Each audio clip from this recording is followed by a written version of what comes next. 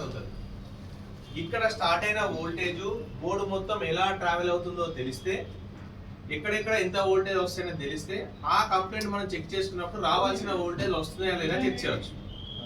ఇప్పుడు charging pin దగ్గర వచ్చే వోల్టేజ్ ఎంత? 5 వోల్టేజ్. మరి ఇక్కడ సిపికి వచ్చేసి 0.6 1.1 కావాలి.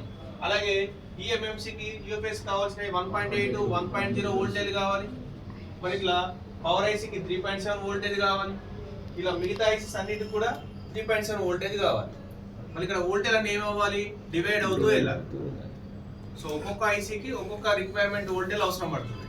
దానికోసం మనం ఇలా మాట్లాడుకున్న సబ్జెక్ట్ ఏంటిది? Power section. వోల్టేజ్ ఎలా డివైడ్ అవుతున్నాయి అని. సో ఇక్కడ వి బస్ వోల్టేజ్ ఎంత వస్తుంది? 5 వోల్టేజ్ వస్తుంది. 5 వోల్టేజ్ దేని కింద అవుతుంది? చార్జర్ ఐసీ కింద అవుతుంది. సో చార్జర్ ఐసీకి వి బస్ గానీ లేదా బ్యాటరీ నుంచి వచ్చే వోల్టేజ్, ఈ రెండింటి ద్వారా చార్జర్ ఐసీ ఏం జనరేట్ చేస్తుంది? విపిహెచ్ ని జనరేట్ చేస్తుంది. విపిహెచ్ అంటే వోల్టేజ్ ఫర్ ఫోన్. మొబైల్ కావాల్సిన వోల్టేజ్ వచ్చేసి విపిహెచ్. ఈ జనరేట్ అయిన విపిహెచ్ వోల్టేజ్ ఆడియో ఐసీకి, ఆడియో యాంప్లిఫైయర్, అలాగే లైటింగ్, గ్రాఫిక్స్, ఇలా అన్ని ఐసీస్ కి డైరెక్ట్ ఇన్పుట్ గా వెళ్తుంది. మరి ఇక్కడ సిపియు కానీ ఆర్ఎఫ్ఐసిస్ కానీ డైరెక్ట్ వోల్టేజ్ వెళ్తుందా? ఎందుకు? ఇది ఎక్కువ వోల్టేజ్. దానికోసం మళ్ళీ ఏమైంది? విపిహెచ్ పవర్ ఐసీ లోకి వెళ్ళింది. ఎన్నిసార్లు వెళ్తుంది? పక్కన ఎన్నైతే కాయిల్స్ ఉన్నాయో, బక్ కాయిల్స్ ఉన్నాయో అన్ని సార్లు స్విచ్చింగ్ జరగడానికి అన్ని సార్లు కెపాసిటర్స్ ద్వారా పవర్ ఐసీ లోకి ఇన్ అవుతుంది. ఇన్ అయిన తర్వాత క్వాల్కామ్ మొబైల్స్ అయితే, క్వాల్కామ్ మోడల్స్ అయితే అన్ని కూడా సిబికి వెళ్తాయి, ఎక్సెప్ట్ ఒక 2 తప్పితే రిమైనింగ్ వోల్టేజ్ అన్ని కూడా దేనికి వెళ్తాయి? సిబికి వెళ్తాయి. ఇక్కడ వాడే కాయిల్స్ ఏం కాయిల్స్? బక్ కాయిల్స్. వోల్టేజ్ తగ్గించి దేనికి పంపిస్తాయి? సిబికి పంపిస్తాయి. దీంట్లో ఎంత వోల్టేజ్ ఉంటాయి? 0.6 to 1.1. మరి అదే విధంగా మనకు 0.6 to 2.05 వోల్టేజ్ కావాలి కదా. రకరకాల వోల్టేజ్ జనరేట్ అవ్వాలి. ఫర్ ఎగ్జాంపుల్ ఒక 2G ఐసీ ఉంది, ఇది పని చేయాలంటే దీనికి విపిహెచ్ కావాలి కదా. అలాగే 1.8 వోల్టేజ్ రావాలి. మరి మనం చూసిన దాంట్లో 1.8 వోల్టేజ్ ఉందా? లేదు. ఫర్ సపోజ్ ఆర్ఎఫ్ఐసి ఉంది, ఆర్ఎఫ్ఐసికి 1.0 వోల్టేజ్ కావాలి. మరి ఆ వోల్టేజ్ ఇక్కడ ఉన్నాయా? లేదు. అవి ఎందులో ఉంటాయి? పవర్ ఐసీ లోపల ఉంటాయి. సో పవర్ ఐసీ లో ఎన్ని పార్ట్స్? మనకు మెయిన్ ఇంపార్టెంట్ 3 పార్ట్స్. చాలా పార్ట్స్ ఉంటాయి. గ్రౌండ్ ఉంటుంది, GPI1 ఉంటుంది. అవన్నీ మనకు అవసరం లేదు. మెయిన్ గా 3 parts important: bucks, LDOs, control unit. So మనకు 0.6 నుంచి 2.05 వోల్టేజ్ ఎల్డిఓస్ నుంచి వస్తాయి. దేని నుంచి? ఎల్డిఓస్. ఈ ఎల్డిఓస్ ఎక్కడ ఉంటాయి? పవర్ సెక్షన్, పవర్ ఐసీ లో ఉంటాయి, లేదా పవర్ ఐసీకి బయట కనెక్షన్ ఉంటాయి. మరి ఆ ఎల్డిఓస్ రావాలంటే దానికి ఇన్పుట్ వోల్టేజ్ కావాలి కదా. అందుకే ఇక్కడ జనరేట్ అయిన బక్ వోల్టేజెస్ లో మళ్ళీ రిటర్న్ దేనికి వెళ్తాయి?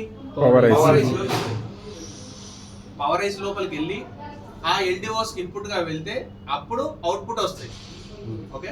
ఒకవేళ పవర్ ఐసీ నుంచి 1.8 వోల్టేజ్ బయటకు వచ్చింది అంటే అది హయ్యర్ ఎల్డిఓ. దేని లోపల ఉంది? పవర్ ఐసీ లోపల ఉంది. అలా కాకుండా ఒక చిన్న ఐసీ నుంచి వెళ్ళి అవుట్పుట్ చూపించిననుకో, ఇందులో ఉండాల్సిన ఎల్డిఓస్ ని ఏం చేసిండు? బయట. ఎందుకు ఇలా బయట ఇస్తారంటే ఎక్కువ వోల్టేజ్ దానిపైన పడితే ఐసీ షార్ట్ అయ్యి మొబైల్ డెడ్ అయ్యే ఛాన్సెస్ ఉంటాయి. కాబట్టి ఐసీ ప్రొటెక్షన్ కోసం ఎల్డిఓస్ ఏం చేస్తారు? బయట కనెక్షన్ ఇస్తారు. సో ఇప్పుడు 0.6 నుంచి వెళ్ళి 1.3 వోల్టేజ్ వచ్చేసి లోయర్ ఎల్డిఓస్, 1.3 నుంచి వెళ్ళి 2.05 వోల్టేజ్ వచ్చేసి హైయర్ ఎల్డిఓస్. ఇవి ఉంటే పవర్ ఐసీ లో ఉంటాయి, లేదా పవర్ ఐసీకి బయట కనెక్షన్ ఉంటాయి. బయట కనెక్షన్ ఉన్నా కూడా దీనికి ఇన్పుట్ మళ్ళీ ఎవరు ఇస్తుంది? పవర్ ఐసీ ఇస్తుంది. క్లియర్? బయట ఉన్నా కూడా దీనికి ఇన్పుట్ వోల్టేజ్ మళ్ళీ ఎవరు ఇస్తారు? Power IC. ఇలా 0.6 నుంచి 2.05 వోల్టేజ్ అన్ని కూడా ఎల్డిఓస్ నుంచి వస్తాయి. అలాగే 3.0 వోల్టేజ్ కనబడుతుంది ఎక్కడైనా అని అంటే అది విపిహెచ్ లైన్ నుంచి వెళ్ళి కనెక్షన్ ఉన్న ఎల్డిఓకి, అంటే ఈ ఎల్డిఓ నుంచి వస్తుంది వోల్టేజ్. దీనికి ఇన్పుట్ ఎవరు ఇస్తారు? విపిహెచ్. ఇన్పుట్ ఎవరు? విపిహెచ్. ఎల్డిఓస్ మీన్స్ లో డ్రాప్ అవుట్, కొంచెం వోల్టేజ్ తగ్గించి పంపించేటియే ఎల్డిఓస్. సో ఇక్కడ ఏం చేస్తారు? విపిహెచ్ కనెక్షన్ నుంచి ఇన్పుట్ గా తీసుకొని, అంటే ఇంత 3.7 వోల్టేజ్ ఉంటుంది కదా, 3.7 నుంచి 4.2 వోల్టేజ్ ఉంటుంది. దీని నుంచి వెళ్ళి ఇన్పుట్ గా Input తీసుకొని తీసుకొని అప్పుడు దీంట్లో అవుట్పుట్ చేస్తారు. 3 voltage 3 voltage 3.0 వోల్టేజ్ వస్తుంది.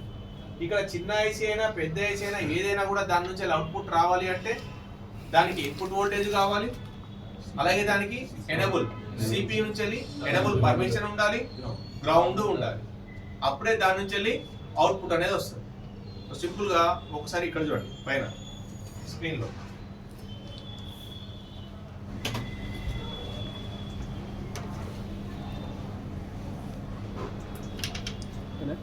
ఇక్కడ చూడండి.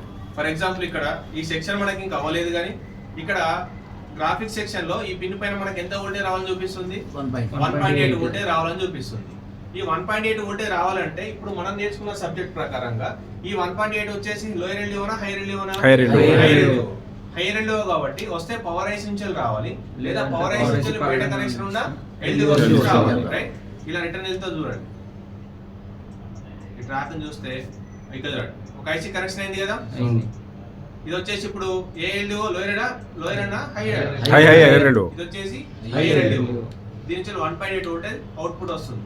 అంటే ఈ ఐసీ పంజాబ్ దీనికి ఇన్పుట్ కావాలి కదా.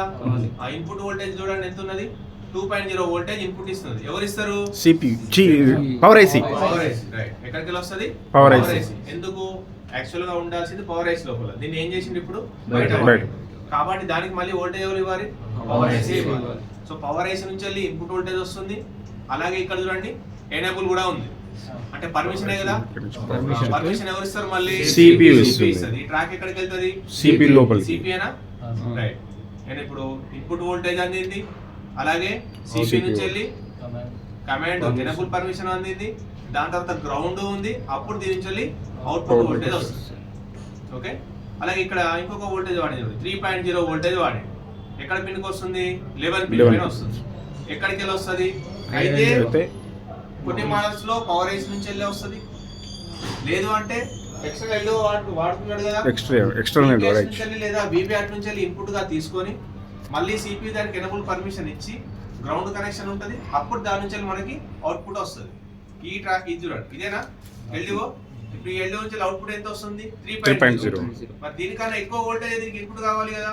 అయితే విపిహెచ్ రావచ్చు, లేదా విబ్యాట్ రావచ్చు. ఏం వాడిండు, విబ్యాట్ వాడిండు. సో విబ్యాట్ అనేది ఇన్పుట్ గా తీసుకున్నాడు. అలాగే ఇప్పుడు ఈ లైన్ చూడండి, ఎనేబులేనా, ఎనేబుల్ మళ్ళీ ఎక్కడికి వెళ్తుంది, సిపికి వస్తుంది. అంటే ఇప్పుడు ఈ ఎల్డిఓ నుంచి అవుట్పుట్ రావాలంటే ఇన్పుట్ దొరికింది, ఎనేబుల్ పర్మిషన్ ఉంది, గ్రౌండ్ ఉంది, అప్పుడు దీని నుంచి అవుట్పుట్ వోల్టేజ్ ఈ పిన్ పైన వస్తుంది. సో ఈ విధంగా చూసుకోవాలి. అదే విధంగా 1.0 ఉన్నాయి అనుకోండి, లోయర్ ఎల్డిఓస్ నుంచి వెళ్ళి, అయితే ఎల్డిఓ బయట ఉంటే బయట నుంచి వస్తుంది, లేదా పవర్ ఐసీ లోపల ఉంటే పవర్ ఐసీ నుంచి కనెక్షన్ వస్తుంది. సో ఈ విధంగా అక్కడ ఉన్న వోల్టేజ్ బట్టి వోల్టేజ్ ఎక్కడికి వెళ్ళి కనెక్షన్ తీసుకున్నాడు అనే విషయం మనకు తెలియాలి. ఇది తెలిస్తే రేపటి నుంచి జరగబోయే క్లాసెస్, సెక్షనల్ క్లాసెస్ ఉంటాయి కదా, LCD, LED models, graphics, network, audio complaint, ప్రతి దాంట్లో కూడా ప్రతి ఐసీకి కంపల్సరీ అది పనిచేయాలంటే దానికి వోల్టేజ్ రావాలి. ఆ వోల్టేజ్ రాకపోతే ఏంది, ఎక్కడ చెక్ చేయాలనేది దీని ద్వారా మనం తెలుసుకోవచ్చు. ఒకవేళ ఎల్డిఓస్ లో కంప్లైంట్ ఉన్నాయి, దాన్ని ఎలా బైపాస్ చేయాలి, కొన్నిసార్లు ఎల్డిఓస్ అవైలబుల్ లేవు, దాన్ని ఎలా బైపాస్ చేయాలి, వోల్టేజ్ ఎలా క్రియేట్ చేయాలి, ఇవన్నీ కూడా నెక్స్ట్ మనం జరగబోయే క్లాసెస్ లో నేర్చుకుంటాం. అర్థమైందని అనుకుంటున్నాను. ఓకే, వేసేసుకున్నారా?